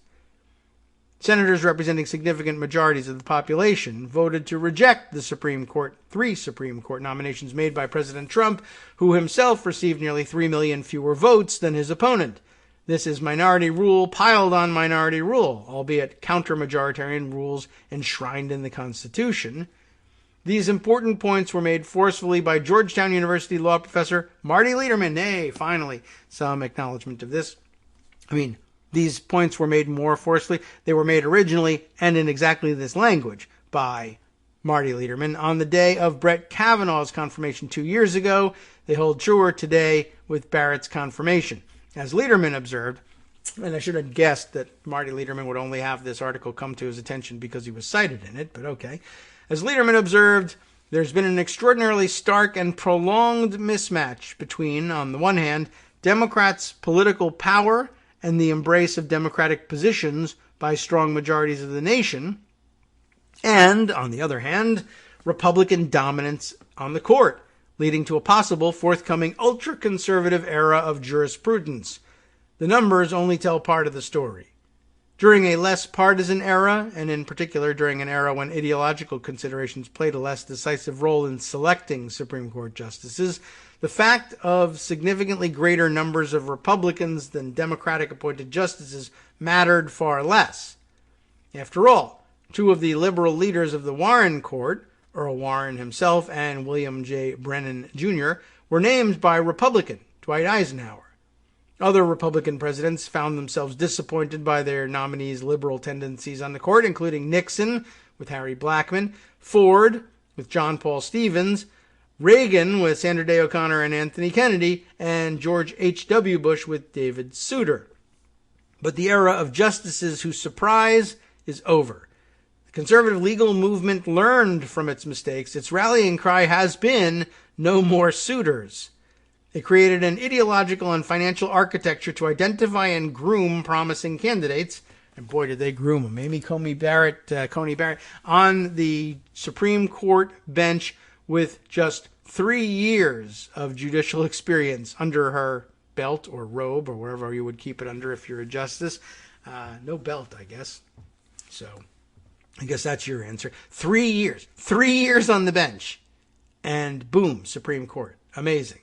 All right. It created an ideological and financial architecture, of course, in the form of the, not only the campaigning arm, but the Federalist Society, in particular, to identify and groom promising candidates and give them enough seasoning on the bench, not enough here, to ensure that nominees' legal philosophies were reliably conservative. They violate their own rule here with this one. The elimination of the filibuster for Supreme Court nominees, with the confirmation of Neil Gorsuch in 2017, removed any incentive toward moderation. The last time the Supreme Court had 6 Republican-nominated justices, that roster included Stevens, a liberal, and Kennedy, a swing vote. Now, there are 6 solid conservatives, even if the Chief Justice has deviated at a few key moments. Some of his colleagues are champing at the bit to implement their vision of the Constitution. So an energetically conservative court now helps govern a centrist country. And it's not even centrist. It's quite considerably more leftist than Ruth Marcus ever gives credit for. The court serves an important counter-majoritarian role in preserving constitutional protections. We don't want it to slavishly follow the elections returns, but neither is it good for the court to be sharply out of step with the national consensus. That's bad for the institution and bad for the country. The court's makeup is determined by the electoral landscape, control of the presidency and the Senate. But its rulings on gerrymandering, on campaign finance, on voting rights help define the contours of that landscape. As Lederman put it, there's a strong and not coincidental symbiosis between the Republicans' long-term successful efforts to shape the court and the ability of the GOP to secure success in the political arena beyond what its popular support would naturally produce. The entrenchments are mutually reinforcing and distinctly unhealthy. All right, that's the conclusion of the way that Ruth Marcus puts it. And Ruth Marcus gets away on that one with my agreeing to read her, even though I'm still mad at her about the impeachment stuff from back in 2005 or so. I can get over it for a good article and a good summation of what's going on. All right, let's see. Other items of some note. Wow, well, there's so many of them here, and I think maybe we'll stick with the court stuff, even though we're likely to get OD'd on that, especially if Joan does come by. I imagine she'll have some more to say about this too, but it will be from a different perspective, and at least in a different voice. It's still very much welcome. Let's try this one here. I happened to catch this one this morning. Ian Millhiser, usually worth stopping by and reading on occasions such as today. 4 upcoming Supreme Court cases will reveal who Amy Coney Barrett really is. We know she's a conservative. We don't know yet if she's a nihilist. And that's an important question Ian's going to ask here. And I guess this is how we'll find out. It'll be too late once we do find out. But at least we will find out. And then we'll feel more or less justified in expanding the court, which should really just be on the agenda as a matter of as a matter of principle, even if she turns out not to be a nihilist. Based on what Lederman and Marcus have to say here, just the point being that it has been 50 years and looks to be another 50 years of Republican dominance of the court. And the latter 50 years in all of this, or I guess the upcoming 50 years in all of this, it will be with the no more suitors litmus test in place. So we're not likely, as they say, to get any more surprises. All right. So here's how Ian starts things out. He begins with, well, that happened just over 1 month after Ruth Bader Ginsburg's passing. The Senate voted almost entirely along party lines to confirm Judge Amy Coney Barrett to fill the vacant seat on the Supreme Court. President Trump has been quite clear that he thinks, quote, it's very important that we have 9 justices. If we have a contested election, strongly suggesting that Trump expects Barrett to rule in his favor, if the election ends up in front of the court. That's what's so important about having the 9. The incoming justice has been coy about whether she would do so, or even whether she will hear cases involving the 2020 election in the first place. During her confirmation hearing, Democratic senators repeatedly asked Barrett whether she would commit to recuse from cases related to the 2020 decision due to the appearance of impropriety created by Trump's comments. Barrett, however, would only offer a vague promise of fully and faithfully applying the laws of recusal if asked to sit out an election case. The law of recusal requires nothing of a Supreme Court justice, of course. Similarly, while Barrett's record suggests that she agrees with the Republican Party's opposition to abortion and Obamacare, much of her scholarship discusses legal theory at a very high level of generality and offers little insight into how she would decide specific cases. We know that Barrett will be a very conservative justice, but we don't yet know if she will embrace the radical, even nihilistic approach preferred by someone like Justice Clarence Thomas, who has suggested that federal child labor laws are unconstitutional. We don't know how much she'll feel bound by precedent, or whether she'll be moved by public opinion in cases where conservative originalists like herself read the law in ways that are wildly at odds with the public's preferences. But these are contentious times, and the Supreme Court has an unusually contentious docket. Almost immediately after joining the court, Barrett will confront cases that seek to move the law dramatically to the right, often relying on arguments that even many leading conservatives view as ridiculous. Keep in mind that we are at a point right at the moment where the White House is arguing in public that, that you should vote for the president because he'll protect he'll protect the pre-existing, as he likes to say, with respect to health care law, and that you shouldn't worry about the fact that the administration is currently, at the same time, suing to invalidate the entire Affordable Care Act, because, don't worry about it, because our argument in that is ridiculous. I mean, they admit their own argument is ridiculous, not that they expect the justices to see it that way. Anyway, the 4 cases below will likely help us gain an understanding of whether Barrett is a right-wing outlier, even within an increasingly conservative federal judiciary. The votes she casts in these cases, and in specific legal arguments that she signs on to, may show us just how hostile the court's newest member is to democracy, and whether she's willing to embrace deeply radical legal arguments that undermine progressive policy or punish interest groups aligned with the Democratic Party.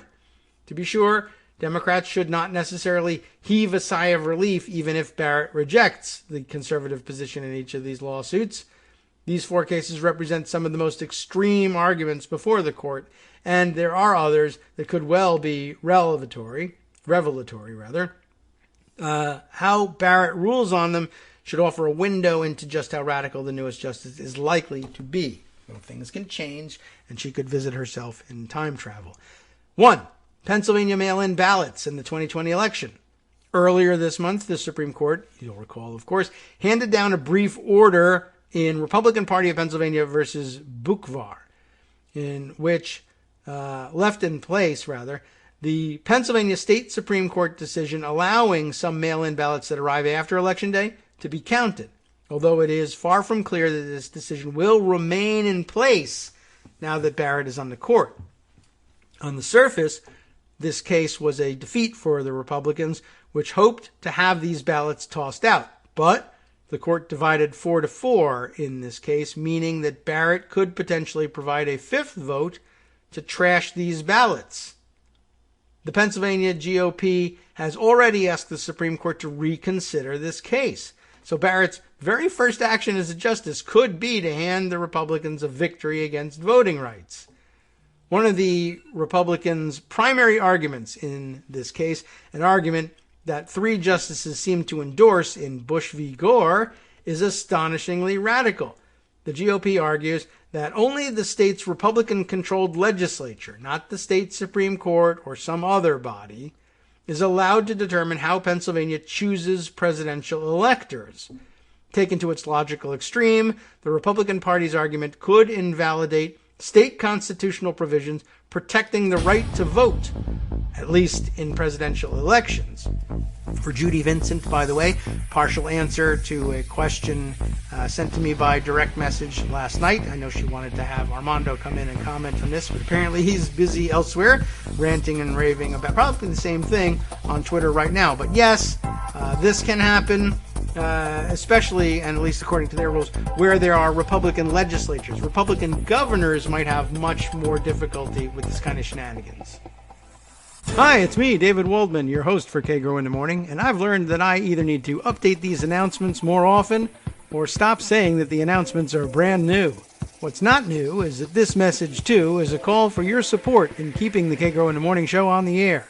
My thanks go out to all of you who do support the show through your donations.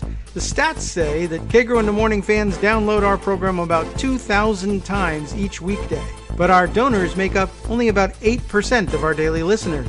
Patreon.com, Patreon.com, makes it simple to make easy, secure, recurring monthly contributions to support our show. Patreon.com/KagroX gets you straight to our donation page. If we're helping keep you sane during the Trump era, consider what that's worth. $1 a day? 50 cents? One thin dime? We do about 20 shows a month, so pick a number, do the math, and head to Patreon.com/KagroX to let us know. Thanks again, everyone, for all your support.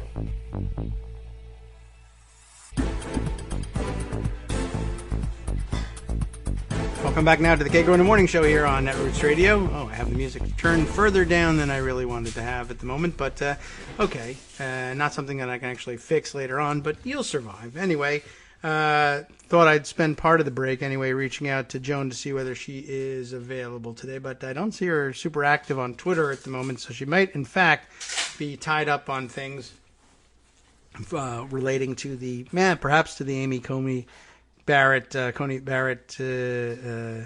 confirmation, perhaps not, perhaps just simply dismayed at the whole thing, or perhaps everything's on target and we'll hear from her in due time. So at any rate, plenty to cover, of course. We'll continue on with Ian Millhiser's analysis of 4 cases that he thinks will help us figure out exactly how crazy she's really going to be on the court. Not Joan, but Amy Coney Barrett. We'd do much better with Joan McCarter on the court. Maybe she's just preparing to take the oath now at this point rather than dismaying or despairing, let's say, over the confirmation. Okay, so where were we? Yes, one of the Republicans' primary arguments in this case was that legislatures can invalidate state constitutional provisions protecting the right to vote, at least in presidential elections. It could even allow Republicans to steal the 2020 election, of course, for President Trump. Lots of conjecture about that. This latter point may seem far-fetched, he says, but bear with me. The Constitution provides that each state shall appoint, in such manner as the legislature thereof may direct, members of the Electoral College. In its briefs in the case, the Republicans focused on the word legislature, claiming that only the Pennsylvania state legislature may set the state's rules for choosing presidential electors and not the state Supreme Court. For more than a century, the Supreme Court has understood the word legislature, when used in this or similar contexts, to refer to whatever the valid lawmaking process is within the state. As the court held most recently in Arizona State Legislature versus Arizona Independent Redistricting Commission, back in 2015, the word legislature should be read in accordance with the state's prescriptions for lawmaking, which may include referendums and the governor's veto. Similarly, if a state's constitution protects voting rights and gives the state Supreme Court the power to interpret state law, then the state Supreme Court may make binding decisions regarding how state law or a state constitution should be interpreted during a presidential election. The Arizona decision was 5-4, however, with the late Justice Ruth Bader Ginsburg writing the majority opinion. While the 4 dissenting justices in Republican Party, that's the name of the case, did not explain why they voted with the GOP, it's not unreasonable to think that they voted the way they did because they agree with the Republicans' hyperliteral interpretation of the word legislature. Indeed, 2 of those 4 dissenters, Neil Gorsuch and Brett Kavanaugh, signaled that they do agree with the GOP's approach in an opinion handed down Monday night. So, what would it mean if Justice Barrett provides the 5th vote for this interpretation of the Constitution? For starters, it could mean that state constitutional provisions protecting the right to vote would no longer function in presidential elections. The GOP is quite explicit about this one in one of its briefs, claiming that to the extent that the Pennsylvania Constitution conflicts with the Republicans' understanding of the word legislature, the state constitution must give way. Interesting. But that's only the beginning. If the Supreme Court embraces Republicans' understanding of the word legislature, they could potentially hand down pivotal rulings in battlefield states that hand Trump a second term. So kind of what you're talking about here, Judy. Although every state has a law providing that the state's electoral votes will be decided in a popular election, the Constitution does not actually require such an election. Again, it provides that each state shall appoint presidential electors in such manner as the legislature thereof may direct. Under the Republican Party's theory in the Pennsylvania lawsuit, only the elected representatives of the state's legislative body are allowed to make this determination. The state courts are cut out of the process because the judicial branch is not the legislature. A similar logic could apply to Pennsylvania's Democratic governor, again because the governor is part of the state's executive branch and not the legislature. In other words, Republican-controlled legislatures in states like Pennsylvania, Wisconsin, and Michigan could potentially overrule the voters of their state or stop a close and contested count and simply assign their state's electoral votes to Trump. All 3 states have Democratic governors, but if the Supreme Court reads the word legislature in a hyper-literal way, those governors would not be allowed to veto such legislation. One of Barrett's first actions as a justice could be to weigh in on such a question. To be clear, we don't know for sure if the court's conservatives would take such an argument all the way to that conclusion, but the court's 4-4 vote in Republican Party of Pennsylvania case certainly left the door open to such a reading. So I think that finally, that last paragraph or 2 made it clear. Yeah, the argument would be that the state legislature's decision would not be subject to veto. Essentially, then, that they could, I guess, in analogizing to the federal Congress's situation, it would be like saying that they could decide who gets the state's electoral votes, or who gets elected to the electoral college for the state, at least, by resolution. And not by joint resolution, but I guess by concurrent resolution of the legislature in a bill that wouldn't even be a bill. It would be a concurrent resolution, not subject to presidential veto or signature, but those kinds of legislative vehicles under the federal Constitution don't have the force of law because they are not signed by the president. There's no presentment. I don't know what the state constitution says about these things, but I would guess that there's an analogous provision that things will only have the force of law if they are approved in both houses in the same form, bicameralism, and then a presentment clause given to the state executive to sign or veto as he or she might choose to do. But I guess I guess they could get around that. They could just say, well, to hell with that, or no, this doesn't have to be a law. This doesn't have to have the force of law. It's not meant to be a permanent statute. It's simply meant to address the current situation. So a concurrent resolution might be just fine as a vehicle for that. And the fact that the governor has no role in it and the Supreme Court would have no role in deciding whether or not it was okay for there to be no role for the governor in it would be just fine. It doesn't have to have the force of law. It's simply a question of who shall be the electors, and the legislature gets to say that. Ordinarily, you'd think that that would be something that they would do in a bill or joint resolution. That's pretty out there. But it's possible. Look, even if it wasn't even remotely sensible interpretation, if 5 justices say, to hell with sensibility, it just is, that theoretically could be enough. All right, the second of these cases, Obamacare, of course. On November 10th, just 1 week after Election Day, the court will hear oral arguments in California v. Texas, the latest effort by Republican lawmakers, or lawyers rather, to repeal the Affordable Care Act through litigation. To hell with the legislature in that case, right? The legislature's stupid and a bunch of idiots now. Unlike previous efforts to convince the Supreme Court to take out Obamacare, however, the plaintiffs' arguments in this lawsuit are widely viewed as laughable, even among conservative opponents of Obamacare. As Yuval Levin, a prominent conservative policy wonk, wrote in the National Review, the Texas lawsuit doesn't even merit being called silly. It's ridiculous. As originally enacted, the Affordable Care Act required most Americans to either carry health insurance or pay at least $695 in additional taxes. The Supreme Court upheld this requirement, commonly known as the individual mandate, as a valid exercise of Congress's power to levy taxes in National Federation of Independent Businesses versus Sebelius in 2012.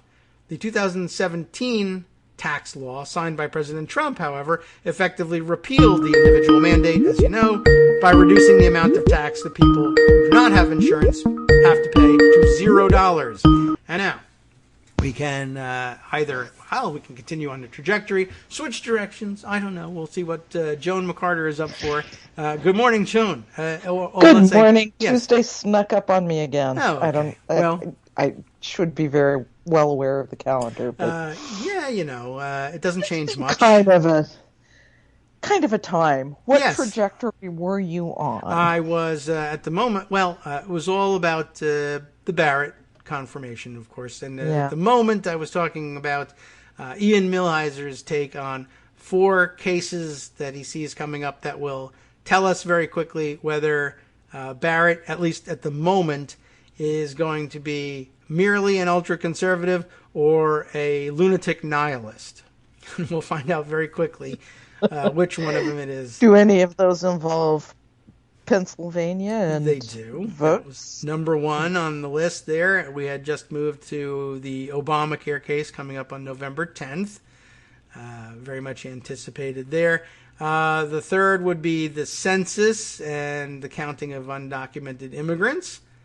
And the fourth, union busting litigation that I don't think we've had a chance to discuss yet, but that, I guess, on the radar too. Although, really, honestly, if you get through the first 3, it's pretty much a given where we're going with unions.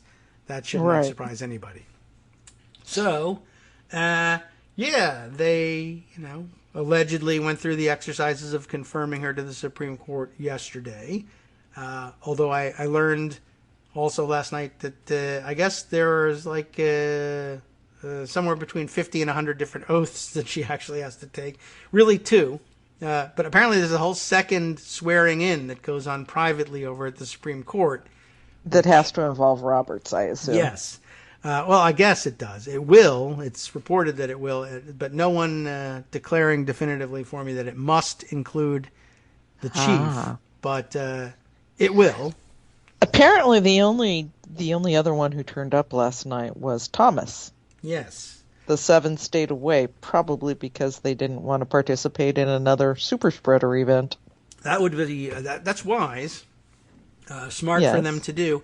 I was kind of commenting at the beginning of the show. There's no rule against it, but I kind of liked it better when they pretended they were in a separate branch and swore in their members in the building where they were going to work, as opposed to, making it a White House event. It's supposed to be. It wasn't even a White House event. It was a campaign event. Oh, yes. Well, that's true.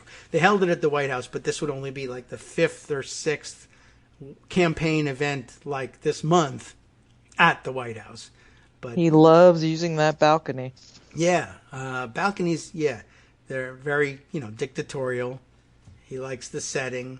It's not something we typically appreciate presidents using that way, but he's into it, and okay. And they've had great luck with Amy Coney Barrett events at the White House, too. They really just honestly should have held that one. You know what? They should have had it in that tent, the isolation tent that Chris Christie set up during the Ebola crisis at the airport. What They happened should have to had that it thing? in the tent that the press has to use, where Yeah. the raccoons keep attacking them. Does that happen again? Very persistent. I don't know if raccoons. it happened again this week. I've Oh, seen okay. It certainly could 2 weeks happen. ago that all the raccoon attacks were happening. Yeah, they should have called in. I have a specialty service. My wife is terrific at battling raccoons, very determined, and very famous on the on Twitter and the internet apparently for having done this. The persistence with which she pulled this off. And we had a raccoon that kept coming up onto our deck, and she sat out there in the dark with a hose for many nights in a row. Until she could teach this thing a lesson by squirting it, and it would come back after a couple hours. So she'd stayed out there, waiting to squirt this raccoon. So she's a specialist. Wow. If the White House is looking for a specialist in this, a determined specialist, we're the way to go. And I would say we probably would do it for probably less even than $6 to $7 million. I'd be willing to do that work for. Well, I guess it's as good a coronavirus habit as any, or That's hobby. True. Right. And although I don't know, I guess we would have to go over the $6 million mark on this because you'd have to wear probably an N95 mask to do it. Yeah. So that's a hardship. So it's a free spending. But White it House. worked. The raccoon's gone? It did. It did work. The raccoon did not come back. This was a pooping raccoon for very bad habits. This raccoon. Yes. You don't want that on your deck. Yeah. They're dangerous people. So we probably should have been doing it in an N95 mask as well. But I don't think we had them available or knew. So dangerous situation, coronavirus notwithstanding.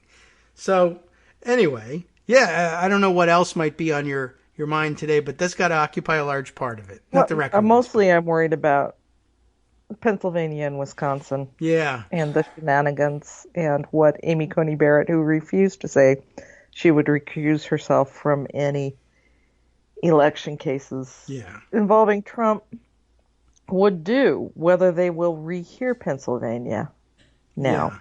Yeah. They'll definitely be You asked remember to. a week ago, Pennsylvania, they deadlocked 4-4. Right. Whether or not they would overturn a state Supreme Court's ruling on state election laws.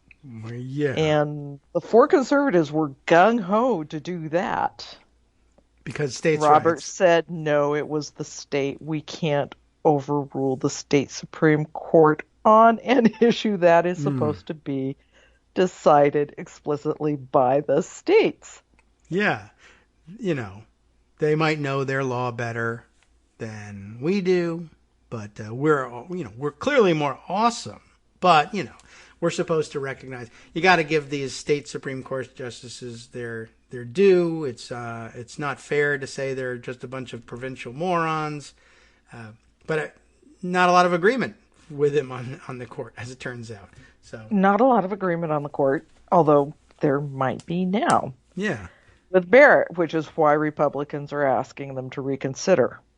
Yes. And they asked as soon as it was obvious that the vote was going to be last night, and I think even before the vote started in the Senate, Republicans were asking the Supreme Court to rehear it. Yeah. And it's something that happens all the time, is the Supreme Court will turn around and consider the same case within a week or two and say, maybe we made a mistake. Let's have that But back. they would have to do it within a day or two. I see. Otherwise, it doesn't help them. Because, we're a week away from the election. Yes. Right. And this affects people voting right now. At this point, anyone in Wisconsin or Pennsylvania, or really pretty much anywhere, but particularly Wisconsin and Pennsylvania, should not be relying upon the post office to get their ballot there. No. Or to know that it will be counted if it happens to get there after Election Day. Yeah. In one case, let's see, I'm confusing. One state has, I think Pennsylvania has 6 days. Wisconsin had 3 days after the election for ballots to be returned. Wisconsin no longer, according to the Supreme Court, has those 3 days. Your ballot has to be there Election Day. In Pennsylvania, we're still at the 6 days, but we don't know if the Supreme Court's going to yank that at any time. So, if you are in either of those states, drop your ballot off or vote in person. Yeah. Don't put it in the mail. That's the advice of most of the experts this morning, just strictly based on I think they probably will reach the same conclusion even without these cases, just what's happening in the post office, the postal service at this point. But now these cases also give them grounds to throw your ballot out, even if it's postmarked today, but arrives November 4th. So bad news. And bad news, and I don't know if you got into Brett Kavanaugh at all. Yeah, yes, we that was also at the top of the news today. So yeah, please. Yeah, no, if you've already talked about it, then okay. Do we need to get into how radical and extreme and crazy he was yesterday? No, but if you'd like to say it a couple more times, that's okay too. And, nothing we saw in Barrett's confirmation hearings where she refused to answer most questions would make us think that she would do anything different than Kavanaugh. So, and, even if she had sworn in her hearings that she wouldn't, I don't know why you would believe that would be the case now that she's in. Lifetime appointment, unreviewable, you bet. I mean, start with the basic premise of that she was willing to accept this nomination in the circumstances in which she accepted it. Yes. Ruth Bader Ginsburg had just hours before passed. Yeah. She gets the nod. She says, sure, pandemic, whatever. Right. Ginsburg isn't buried yet. We'll have this party where I bring all of my children. Yes. In a pandemic. Right. In the midst. We'll just all hang out together, not wearing masks. Sure. Right. With some of the most powerful people in the nation's government who I am exposing to coronavirus. I mean, everything stacks up to say this woman she does not have the necessary judgment. I guess, to be a Supreme Court justice if she would allow all of this to happen. Lots of risk, and she really seemed to enjoy it. I was going to say, this we've learned about how the Federalist Society and places like it sort of groom promising law students right from the start for things like this. And it's you might think it's far-fetched, but I guess if you've gone through law school or just watched the way their conveyor belt works, how could you identify people in law school? Well, you look for the top students who might actually, be conservative, who work their way to the top, not only in the class standing, but on law review there. There are plenty of internal systems for identifying top potential talent while they're in law school. But then, there's lots of good college students, too. They don't automatically get move to the top of the line for top jobs. But in law school, right after graduation, one of the things that happens is the top students and the editors of law review and et cetera compete for clerkships in the federal judiciary, sometimes not directly for the Supreme Court, but for top federal judges in the appellate courts, et cetera. And they have what they call feeder judges in the appellate courts who then make recommendations to the Supreme Court justices about who among their clerks might make fitting nominees for the job on the Supreme Court. And then once you've clerked for the Supreme Court, it becomes an easy thing to move into, if you want, into top jobs in private practice, but also into government service and in the Justice Department, et cetera. So it's not unusual for top law students identified especially by the Federalist Society to move into these prime jobs right out of law school, which helps explain, at least partially, how Amy Coney Barrett, with a total of 3 years judicial experience, is now on the Supreme Court. Her only judicial experience comes after having been appointed to the federal bench by Trump, who is only in his first term. Yeah, so this is something that they do. I'd like to see how the Federalist Society identifies people who have absolutely no principles. That at this point, it's by putting up a sign that says, "Come to the Federalist Society meeting." Yes, true. But I remember when I was in law school, I mean, I saw the signs go up and I was like, Federalist Society. Federalism's nice. It's a good concept. Maybe I should go to this thing. It has a nice, like, sort of silhouette of maybe, I don't know, James Madison there on the flyer. Sounds like a good idea. I'm interested in federal things. I didn't go to the meeting, but, it's was originally sort of presented as this nominally neutral thing. But now, of course, it's something that you go to, well, if you want to get ahead in Republican legal circles. Would you like to, you can do this. You can move from law school to a clerkship, to another clerkship, to a federal judgeship, to the Supreme Court, in 10 years. 3 short years. Well, 3 years short years. Right, 3 years from the federal bench to the Supreme Court. But yeah, all right, she had to put in some time clerking for Scalia, I guess, ahead of time first.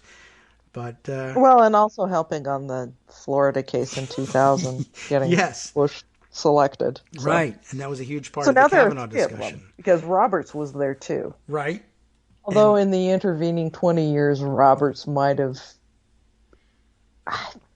He's a hard one to know. Yeah, right. He does occasionally say, I'm concerned about the legitimacy of the court because I'm the chief.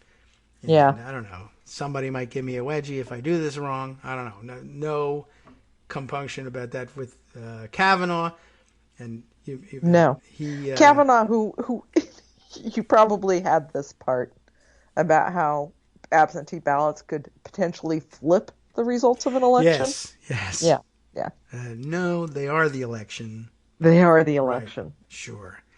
It's impossible to overstate how dangerous it is to have somebody who would say that on the Supreme Court. Yeah. That's a huge mistake / calculated contrivance. But hopefully probably calculate. Well, I don't know. I don't think he's a great legal mind, so it's hard to say. Yeah. But I would still like very much to know. I have this, I know it's totally unrealistic hope, that we do find out where all of the money to pay off his debts came from, and we find out it's an impeachable offense. We can get him off of the bench. Yeah. It's worth looking into. And, of course, if Democrats were to win control of the Senate, they could at least have that investigation in a forum that would matter more. It would be nice to have the investigation that didn't happen into Kavanaugh actually go forward. Yes. And that investigation could, of course, kick off in the House. If it were actually impeachment related, it should. And so less difficulty believing that the Democratic House might say, well, let's have that investigation now. While the Republicans controlled the Senate, it was perhaps a dead end. And there may not be 2/3 vote here now, but the Senate will give it a hearing if we hand them articles of impeachment, even if it never goes that far. You're right. That's an excellent question that we've just had to overlook because of Republican control of the Senate to now. Yes. Well, which means we have to end Republican control of the Senate. Yes, let's do that. By Tuesday. And it's looking like that could happen. Yeah. We're not going to get the miracle of getting rid of Mitch McConnell, I don't think. No, unless he falls down the stairs. That could happen. Yeah, we never found out what was making him. The rot that is infecting his hands could finally get to his whatever's left of his heart. Yeah. No one knows exactly what that was, but okay. We'll find out perhaps in future days. And Yeah, that's the only thing we can do is, like we said, jump out of bed regardless of what happened yesterday with Barrett and forge ahead. If you haven't voted, go do it. If you're insisting on doing it on Election Day, I don't know, wear 10 masks. Make sure wear you're 10 safe. masks. But in the meantime, if you have any time at all to make calls into Pennsylvania and Wisconsin, please do. Yeah, and remind people there that they got to get those ballots in and drop them off at the drop boxes. Can no longer rely on the mail. Whew. It's tough times. Thank you for coming in just for a few minutes and chiming in. Everyone wanted to hear your voice after missing you last week. I'll set an alarm. It's very tough. Not that I'll forget the next Tuesday is Tuesday, but... yeah, right. The next one I promise I'll give you more time next Tuesday. Okay, well, that would be great. We'll be looking forward to it. I, could maybe do a part in reminding you, take some responsibility myself. Shh, don't tell anybody about that. Yeah. Really, this has been such a stressful time. I understand. We'll see you next Tuesday then. Election Day. NetworksRadio.com. Take care. You have been listening to Kagro in the Morning with David Waldman. Look, there's value to every minute that we get to spend with Joan. I appreciate your coming by. It's got to be a very stressful time. Stay tuned now for Justice Putnam with the West Coast Cookbook and Speakeasy coming up next. He'll be covering lots of things that we missed and taking new tacks on the issues of the day. I think we've all got focus on those. Stay tuned.